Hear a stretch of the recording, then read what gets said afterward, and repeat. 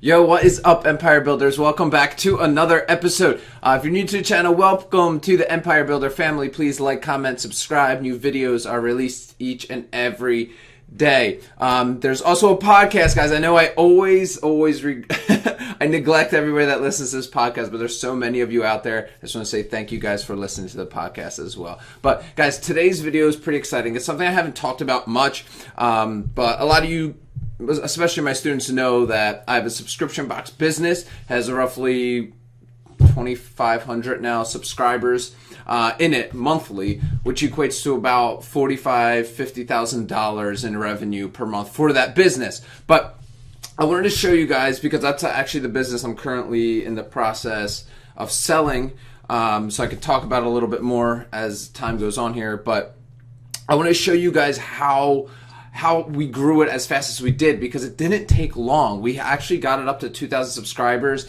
in less than a year, right? It was like really quickly, and I want to show you guys how we did that. And it was primarily using Clickfunnels. Right now, what we ended up doing, we similar to, if you've been following the channel, guys, you know how MentorBox is completely built on Clickfunnels. Well, that's exactly what we did. We had with this business. However, when we were thinking it's time to sell the business, we thought maybe, hey, the people, like the buyers might be more interested if it's on a platform, like if all the customers are on a platform like on Shopify or another platform called Cratejoy, which is specifically for subscription boxes. And that's actually what we ended up doing. In hindsight, the growth slowed tremendously ever since we moved it over to Cratejoy, or even if we had moved it over to Shopify, the growth is just very, very small. And you're about to see why we were able to grow it so fast as compared to, let's say, a subscription box that just primarily sells on a Shopify store or a Cratejoy store. And you're severely at a disadvantage when you do so. So, guys, the cool thing about it is the funnel is the same. Right, the funnel is completely the same as we've been talking about, right? We have an opt-in page, right? We have our order form page. All right, we have upsell 1, upsell 2, and then a thank you page. We'll keep this as simple as possible. So, right, we have our. Let me write this out, so because my mouse has been acting funny lately.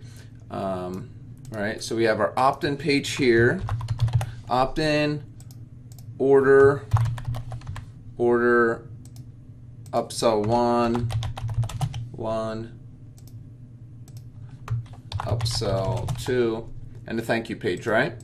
And the thing here, guys, is it's not like, the thing a lot of subscription box business owners don't realize is selling subscription on the front end is extremely difficult.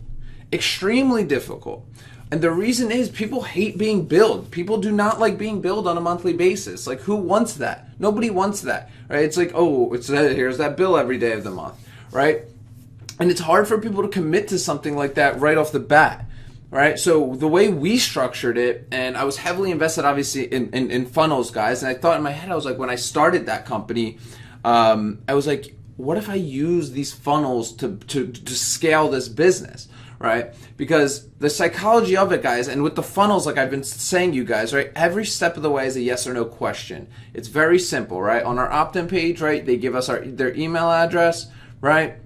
Order form is billing, right? They give us their billing and click yes, right? And an upsell right here. So this is how the flow of the funnel was basically, right? We had our opt-in for a free plus shipping offer, let's say, right? A free plus shipping offer. We primarily used free plus shipping offers, or we did like a big discount, right? Because those are easy to acquire new customers like that, right? It's easy to acquire new cold traffic that you're sending to a funnel if it's a free plus shipping or a big discount, right?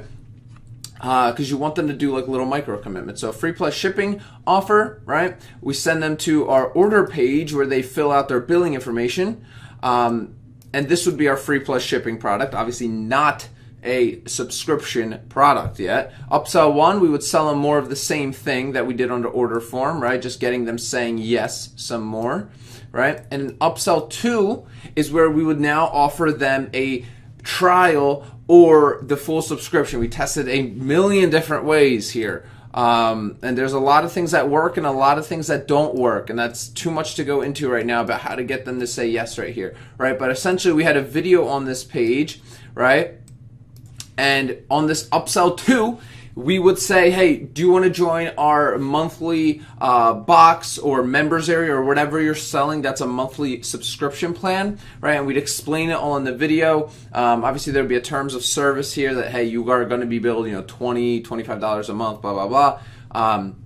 And if they click yes, they would be sent, obviously, to thank you page, yes or no, they'd be sent to the thank you page, right? And that's, guys, the cool thing about using the funnel to do this, and you guys might not realize this, is right here, we are already making money, right? So say on average, right, it costs us about $5 to acquire a customer on Facebook ads, let's say, right? Well, our average cart value here was closer to $25, right? $25 average cart value. So we were actually making money right here. We were making money through our funnel already. So whenever, it's amazing. So the subscription, we essentially were getting paid to it. So if I was just sending subscription products to as the front end offer, I would have to pay for a customer to become a subscriber. Right? I would have to pay for it. Here, I'm actually making money because of my free plus shipping offer. My average cart value is 25 minus the ad cost, minus the like product cost, all that stuff. So let's say, worst case, we're making $10 of profit per average customer, right? Plus, if they said yes to our subscription, that's an extra, let's say $25 per month. Right? And we didn't have to pay to acquire that customer right here because we already got them on a profit right here on average. That is how we were able to scale it. Because when I was like in the heat of this, growing this company, guys, I could spend $1,000 a day on ads, like one ad set, right? And be profitable, right? And grow my subscribers at the same time. Of course, there's going to be people that say no here. Right, but what we've seen on average here, we were getting close to 10 to 20% of people were saying yes, right? And the reason they were saying yes, guys, is because they said yes here, they said yes here, they said yes or no here, right? When you get people saying yes more times in a row, right, they're going to be a lot less more likely to buy your subscription product. People hate buying subscription on the front end, right? Here, you're indoctrinating them into your business, right? You're making money here, right? So essentially, you're making money, right, for acquiring a customer here. Guys, this is the same strategy that a lot of big businesses do. For example, with Clickfunnels, the reason Clickfunnels was able to scale to $100 million company or whatever it is at now, ridiculous, is because Russell Brunson had all these free plus shipping book funnels, right? He had the book funnel, you went through, he made a little bit of money on that book funnel, but he also knew the number. Hey, 10% of people, 15% of people that bought that book would eventually go on his reoccurring Clickfunnels subscription. Does that make sense? Right? It's it's amazing. It's truly amazing. Like this right here is what can scale a business like crazy, guys. It's absurd.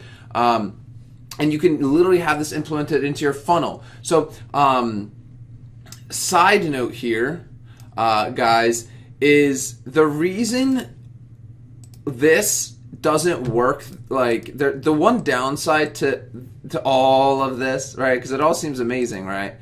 Your customer service is going to suck right here. So you need to have your customer service knocked, like on lock. Like you need like 3 or 4 support people if you're pushing as many, pushing a lot of traffic to this and getting subscribers, right? Because when you're using a platform like Cratejoy or Shopify, right, the customer has an account, right? The customer has an account that they can log into and cancel whenever they want. With this, guys, right, you're going onto a Stripe subscription plan, right? You got to set it up. There's some stuff you got to set up all there. And when you're on that Stripe subscription plan, right, they don't have access to cancel themselves. So essentially, you need good customer support people.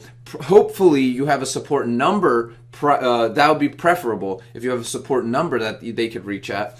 And they would have to call to cancel. They would have to email to cancel.